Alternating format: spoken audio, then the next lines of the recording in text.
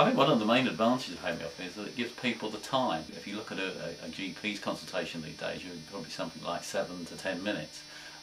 Hardly long enough to really get your story across, etc. So hence you have to make more appointments. If you come to a homeopath, I mean, invariably the first appointment's probably an hour, maybe more than that sometimes. So you get plenty of time in a relaxed atmosphere to talk about your problems and can be addressed holistically, i.e. looking at the whole picture. And I think this is a major plus with homeopathy. Another question that comes up a lot in terms of practice is people ask me, can I take homeopathy alongside conventional medication? That's the medicines they get on prescription from the doctor, etc. And the answer is yes. It's not a case that if you come to a homeopath that you have to give up your conventional medication at all. Homeopathy is very, very safe because I'm trained in knowing how to prescribe homeopathy alongside the medication. It means that I can do that safely, and in some cases people may be on a number of medications and they can't actually take any other medications from a doctor. So this is where homeopathy can be particularly useful. And the two don't sort of necessarily affect each other. Another thing I thought I would mention is about my practice and its location. I'm in a very nice quiet setting. I've got off-road parking, I'm on major bus routes, so I'm not sort of stuck in the middle of nowhere. I'm easily accessible, and it's private in that people can arrive and go without being aware of people looking at them, etc. Okay. I thought I'd talk about the remedies themselves now. I tend to use little sucrose pilules, and the benefit of these is they taste nice, they're good for children and adults, there's no fuss with them, etc. It's not like you have to do anything particularly with them. I'll show an example of these here.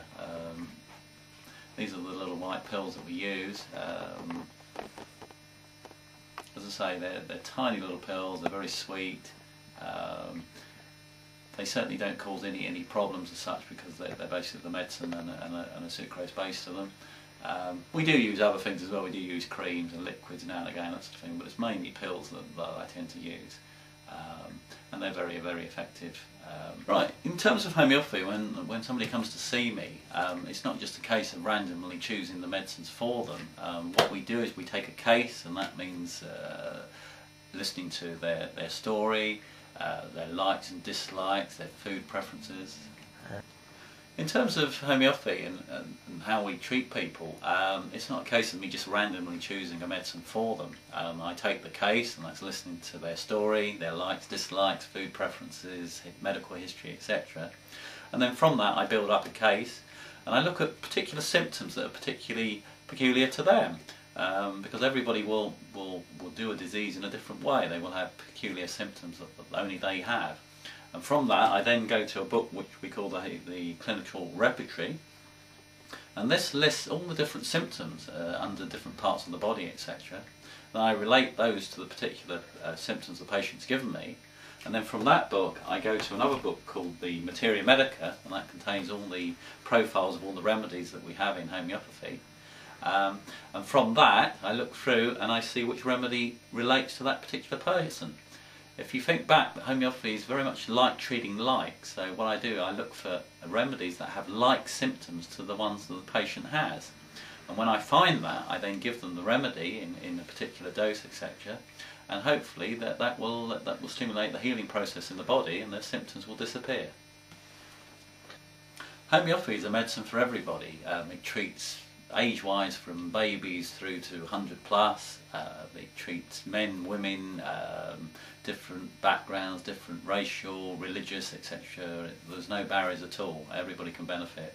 If you look around the world at the countries that practice homeopathy, it's almost practically every country on earth has to some extent used homeopathy or is indeed using it. So it's very much a medicine for the people. We just want to talk about some of the myths surrounding homeopathy. One of them is that it's considered very expensive, and I'd like to dispel that myth. It's not expensive. You'll find a lot of the poorer countries in the world use homeopathy almost as their state medicine. India, Pakistan, for a couple of examples, and they're not considered some of the wealthiest countries in the world by any means. In terms of myself, I mean, if you come to me, I think a consultation over a month breaks down at less than £1 a day, which you can hardly consider expensive, and that's including 3 prescriptions. Another myth about homeopathy is that it's a placebo, it's like a sugar pill, you're not taking anything. And what I would say, the best argument to that is that some of the best results in homeopathy can often be with young children, where the placebo does not exist, etc.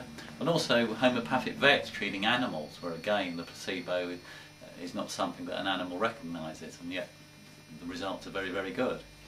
Another myth surrounding homeopathy is that you have to totally believe in it for it to work, and this is just not the case. I always say to people, if you've got a positive attitude, then that's going to be a help in itself to your healing. But some of the people I had my best results with have been very sceptical about homeopathy to start with, and probably only because they've been pushed to come have actually come to see me. But I think they've been very grateful that they did, and they're some of the people that probably spread the word more than anybody else. So from my point of view, that's great for getting the message across.